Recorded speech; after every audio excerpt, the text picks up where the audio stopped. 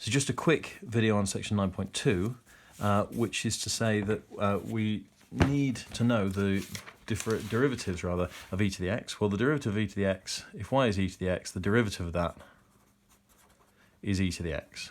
If y equals natural log of x, then the derivative of that is 1 over x. Now, both of those things we can, this one here we know, because when we first introduced e to the x, we said, well, wouldn't it be nice if we had a function where the gradient of the function was the same as the y value?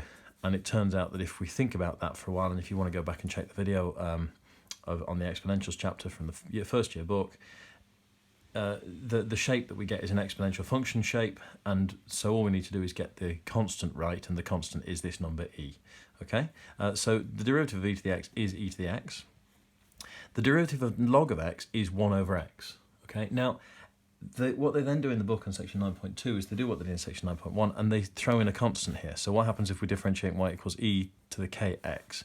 Well, that we can do, but the reason that it works the way it does in the book is because of the chain rule. So again, I'm going to stop, I'm going to do the chain rule, and then I'm going to come back. So if you're following these videos through in order, that's what this one is doing here in the playlist. I'm going to go straight on and do the chain rule, and then come back to the details on section 9.1 and 2.